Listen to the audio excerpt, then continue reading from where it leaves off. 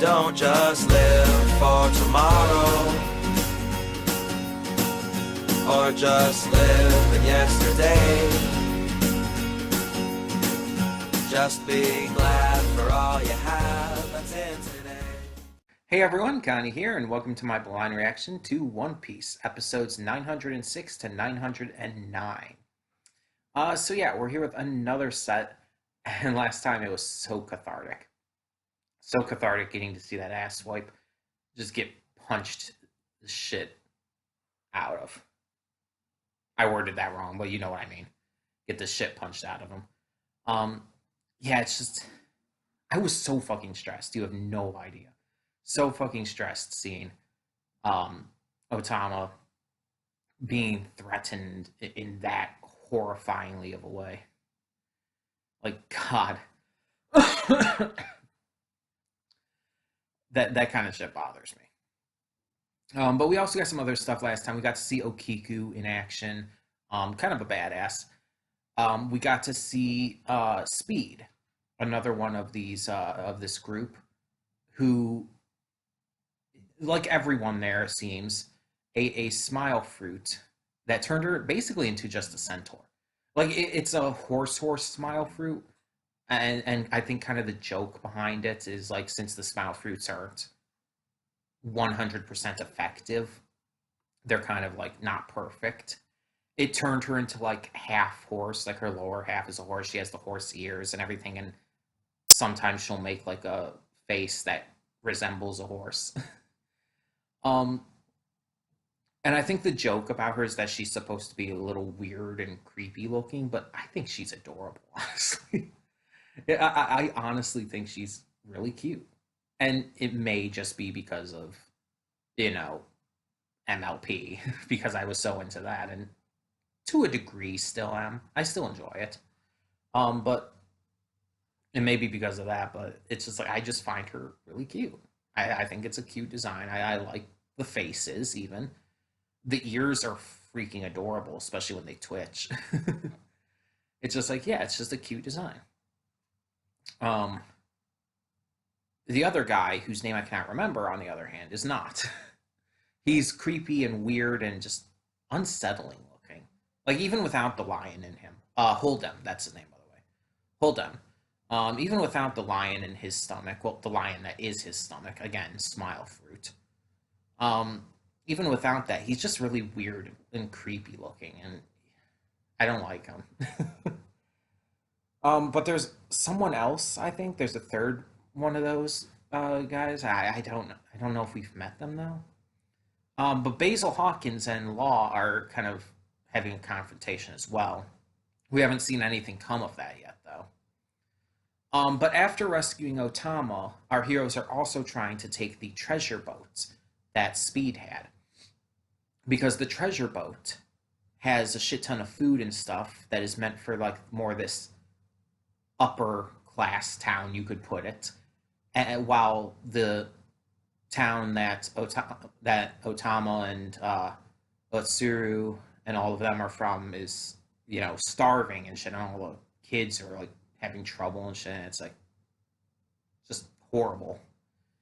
They're all having these troubles, so our heroes are planning on taking the treasure ship there to help them. I mean, granted, I think I stated this last time, but it's not going to be a long-term solution. More needs to still be done, but there's definitely something that this will definitely help. It's kind of like um, giving a homeless person on the street some food. It's a great thing to do, and it's something you should, if you can, do. Um, it's just really nice, and it helps them at the time, but it's not a long-term solution. It won't actually fix the issue here. Um, but we know Luffy has that kind of idealism to wherever he goes, he wants to help people. Because despite being a pirate and everything, he still has actually a very high moral compass. And he really does genuinely care about people and want to help them. Um, and we've seen already how strongly he feels about this entire situation with with the kids who are starving and everything, and Otama specifically. We've already seen that he actually strongly despises what's going on here. And it's not the first time he's acted this way, like in regards to the celestial dragons and their treatment of the slaves that they own. Um, he's shown this kind of stuff before. Luffy's always been like this. He's always hated when anyone looks down on someone else and treats them like shit. It's honestly, in my eyes, one of his best features, one of his best traits. He he truly believes in helping those who need it, and believes that everyone is deserving of that, and everyone is deserving of being treated with that kind of respect and care. That it doesn't matter who they are, doesn't matter what they are, none of that matters to him. So yeah, I've always really just loved that about his character. And really, you could say the entire crew are the same way. All of them kind of feel the same way and have strongly stood up for friends and other characters we've seen throughout the different arcs. And they will again. They'll continue doing so because that's who they are. So yeah, yeah, it's it's just really hammering in here how much I love these characters with this kind of stuff. Um, but yeah, so right now our heroes are winning. They're accomplishing their goals. Everything's kind of working out. But I have a feeling that it's not going to go perfectly. Something's going to happen still. Like they seem to have Luffy seems to have taken out Holdem using uh why is my mind blanking? Oh my god. My mind is completely blanking. Red Hawk, that's what it's called. Luffy seems to have taken out Holdem using Red Hawk. Zoro and them seem to have captured the treasure ship. So everything seems to be going according to plan. Even Hawkins is being held off at the moment by Law, who Luffy and them don't even know is there, but still. um, I'm just excited to see what more we get here. Because the opening only tells so much, and it only gives like hints of what's to come. It doesn't actually like give any real details, you know. We haven't checked back in with Robin, Frankie, or Usopp since they were first shown again. So hopefully we get to see more of them soon. I'm going to keep saying that probably until we do. We also haven't seen Sanji, Nami, Carrot, and all of them either for a while. But honestly, I've been fine with it because the episodes we gotten have still been really good. And the new characters we've been meeting have been really good. I still really like Otsuru. She's still my favorite. And don't get me wrong, I like Okiku and Otama as well. And Tenguyama, going back to him. I like these new characters. Like that happens almost every time with this series. Um, but I just like Otsuru the most. She's just I don't know. I love her design the most. I love her personality. I just really like her. It's like this happens in a lot of shows. I just end up really liking a character and can't fully express why. I just like them. Something about them just draws me towards them. Makes me like them as a character more than others, even others that I would think I would like more. I can't explain why it happens, but it does. Um, but yeah, yeah. We're gonna get on with this and see what these next episodes have in store for us. Because I'm excited. I'm enjoying the shit out of this arc so far. It's just been so good. Um, and I can't wait to see like how much further it goes. There's so many opportunities with this arc. So, that being said, though, we're just going to get right onto it. So, when the screen fades to black, pause this redirect and go to the description below.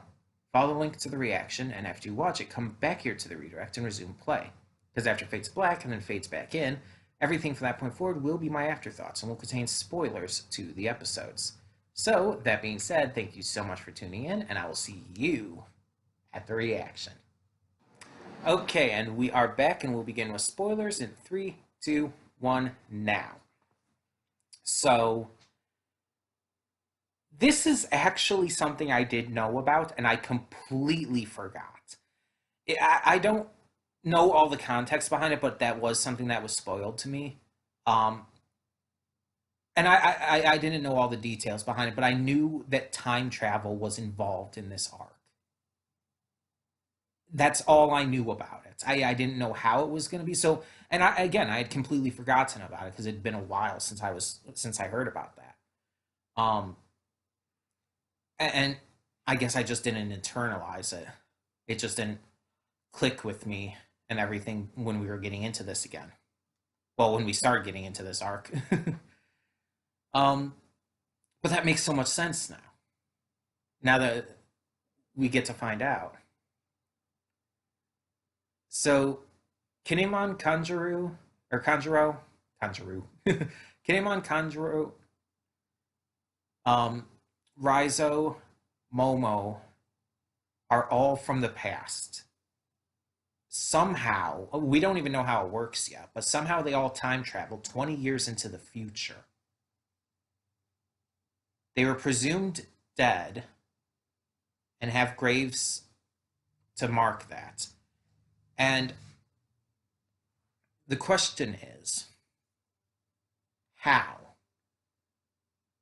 How, why, all of that kind of stuff. But let's actually go back to talk about everything that happened in these episodes.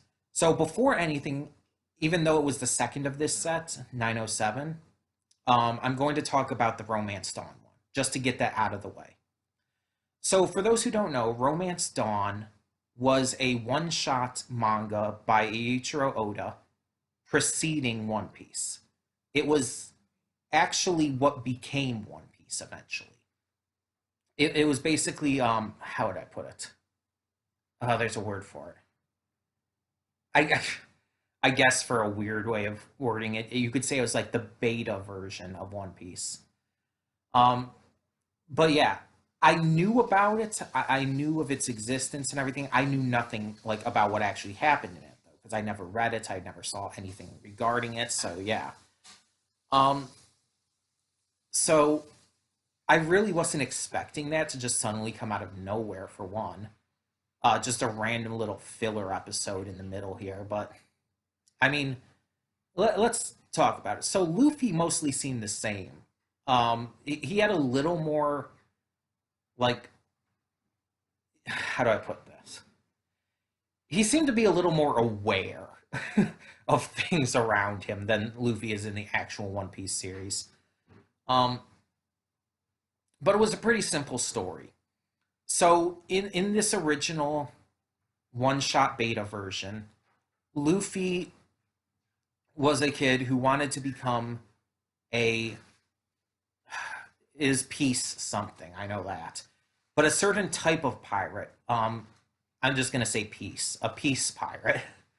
I don't remember what the full title was, but those are pirates who like are all about the adventure. They steal from the bad pirates who are known as Morganeers, and yeah, so that's already quite a bit of a different take on what pirates are like compared to in the actual One Piece story. But he wants to become one because his grandfather was one. Also very different because in One Piece, Garp is a marine. um, but yeah, he gets the devil fruit and the straw hat from Garp instead of Shanks, who just doesn't seem to exist in the original one shot. And early on in his journey, he discovers this pirate ship on which there's a girl named Anne who is basically just Nami with blue hair, and the personality is a little different. Obviously, she isn't like money hungry like Nami is, and obviously a much different backstory and all. Plus, she has a bird, a rare magical bird that is also wanted by this pirate captain who has kind of like these magical powers. These he can like control objects, kind of telekinetically. I don't. It never actually said if it was another devil fruit or not. It never actually even explained if in the one shot idea if there were other devil fruits or if it was just the gum gum one. But somehow he had these powers and he used it to terrorize his own crew as well as others to get what he wanted. So blue-haired Nami wants to get her bird back and escape, while Luffy just wants to find a ship and continue on his way. They end up working together, taking the pirate dude down, and continuing on their way. And that's pretty much the entire thing. There's not much that really goes down, and it's there's not a lot of depth to it. Again, it's based off of a one-shot manga that just ended up morphing into and becoming what we know as One Piece. I really didn't expect another filler thing here, just randomly strewn in the middle of this arc. But I really didn't expect one to be for the original Romance Dawn one shot. Like, that really threw me off. But it was okay. I had no issue with it, with the plot, with the characters, or really anything. The animation obviously looked good. It was a little different than like the animation is currently in the series, and not just because of the Wano stuff. Like even like compared to Whole Cake, it was clearly a slightly different. Um, but yeah, I had no real issue with any of it. It was just kind of okay, nothing amazing, but okay. But let's get on to the actual Wano stuff, the actual main part of where we're at in the series of One Piece. Um, so continuing off of last time, our heroes are taking the treasure ship back to the other town in order to help the sick and starving villagers there. Uh, Law is fighting Hawkins, and they're just trying to escape. Luffy tries to escape on speed, which is like there's a lot of layers to just that joke in and of itself. But then he actually manages to get Tama to use her Kimidago ability to take over Speed, which is like, it's hilarious that that happened. And it's hilarious that Speed is kind of a good guy now just because she's being. I don't know if I'd call it mind control, but it kind of is. She's kind of being controlled and forced to be subservient to Tama and see her as her master. So she helps them escape, and they get back to the town. They give everyone the food, and Luffy even ends up bringing in some water as well. Law reunites with Luffy and Zoro, and everything seems to be going much better. Everything is going well. All the townspeople are happy and getting food, like real food and real clean water for the first time in years. And it's like, geez, it's like I'm so happy for them and everything. But it's like you also feel excessively sad that it's been years since they've had like a lot of real good food and, clean water. Like the only water they've had is poison, and the food they have is so minuscule that most people aren't even getting by properly. So it's like it's horrifying. And Luffy makes a promise to fix things because he knows that this one act won't solve the problem. That after this is done, it'll just continue. And hell, with what happened, it would probably even get worse if that town could end up being wiped off the map by Kaido's forces. So Luffy promises to Tama and everyone really that they are going to help this country before they leave. That by the time they leave, everything will be back into a good position for Wano. And that's awesome. And like I said before, this arc is showing so much and so wonderfully how good of a person Luffy truly is. Like the dude can be dumb as fuck. He can be greedy. He can be just obsessive over food and whatnot and everything. But you see time and time again how genuinely good of a person he is. Just willing to sacrifice everything to help people who otherwise would mean nothing to him. Like these people, most of the time, he'll probably never see them again, except for these rare exceptions here and there. But it's like he doesn't care. That doesn't matter to him. All he knows, all he sees is that these people are in trouble. That these people, that kids are starving so much that they're willing to drink water from a poisoned river that's killing them. That's all Luffy sees there, and that's all that matters. Because to him, if he can fix that, then he can help these people. And I mean, he was already here to take down Kaido as it was. Like that was already his goal, but now he has even more motivation. And we've seen also throughout these episodes how much Zoro even wants to do this. You saw how concerned he was when he first saw Otama and how sick she was. Like you could see Zoro genuinely cares too. He may act tough and rough about things a lot of the time, but he cares about people too. And it's just like this arc is showing that wonderfully so far. So after everyone gets food and Otama is much happier and everything, just in a much better place, she heads off with Speed to bring some food and stuff to Tenguyama and them and anyone else around there, and just return to where she came from, basically. And in the meantime, Luffy, Zoro, Law, and Okiku head up to the ruins of Oden Castle, where they end up finding gravestones for all of the Wano friends they've met so far. Momonosuke, Kanjuro, Kinemon, and Raizo. And Zoro stays behind to fight a tiger, but but he had already gone up there before, so the rest go up. They reunite with Kinemon, who has had the runs, I guess. And then everyone else comes up as well. Sanji, Nami, Carrot, Chopper, they're all back as well. And Kinemon tells them the wild truth that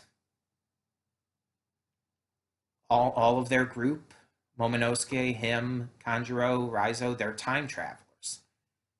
That they have come from 20 years in the past. And I have to assume this is because of a devil fruit. But whose is the question? And also, how does it work? I have no clue. Because again, all I heard about this before was that time travel was in this arc. I had no idea about any context behind it. And again, I had forgotten that that was even a thing.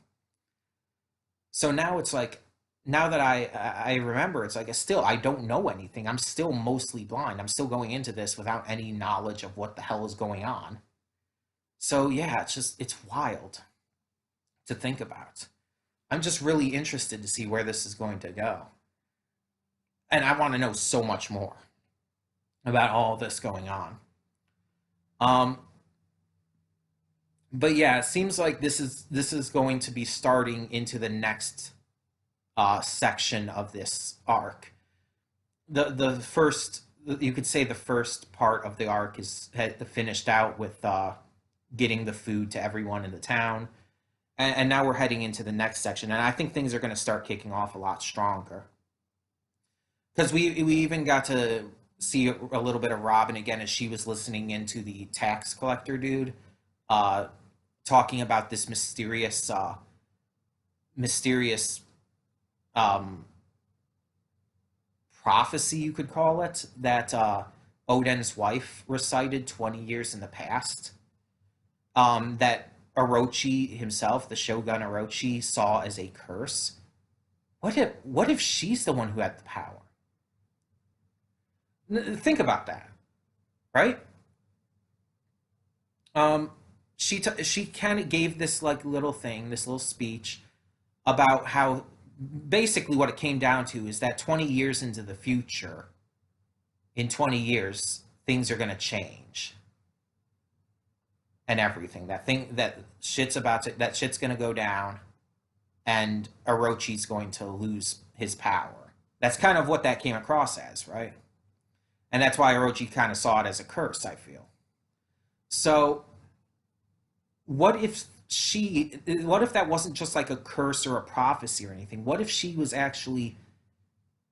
sent them into the future somehow? But then is she in the current day too? I mean, I would think she would have to be, right?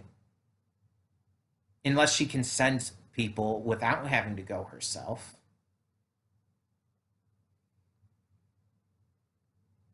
I have no clue, and that's just a guess based on her little again. I'm just gonna call it prophecy. I don't know what else to call it. That's just a guess based on her prophecy and everything. It just seems to fit too well. The fact that she would say something like that, and then we find out that these characters we've known pretty much the entire time. Well, Kinemon the entire time skip, and then Momo came after, and then Kanjuro, then Raizo, but still. These characters who we've been meeting throughout the entire time skip, this has been built up to. And we find out that they originally came from 20 years in the past. And so it's like hearing about that message that was sent 20 years, that was made 20 years in the past by Odin's wife, and now finding out they come from 20 years in the past and have somehow time traveled from that. It seems to connect to me, but maybe that's just me. Maybe I'm thinking too hard into it. It's always possible, but it's just like I don't know what to expect. I don't with this entire concept, with the concept of travel being brought into One Piece. It's like, okay, anything can happen now. So it's like I don't know what the situation is, and it's like I'm excited about that. I'm very excited to see what we find out and what happens going forward. Um, God, this was such a good set. Like even outside of the random filler during these episodes, it's like we're getting started onto the next part of this arc, and it's shaping up to be pretty damn interesting. But tell me in the comments below what you thought of these episodes of One Piece. What did you think, especially of the Romance Dawn episode? Um, but tell me your thoughts on all of this and more going into the comments below. Yeah. In the meantime, thank you all so much for tuning in. And for now, I'm Connie, and I'm signing off. See y'all next time.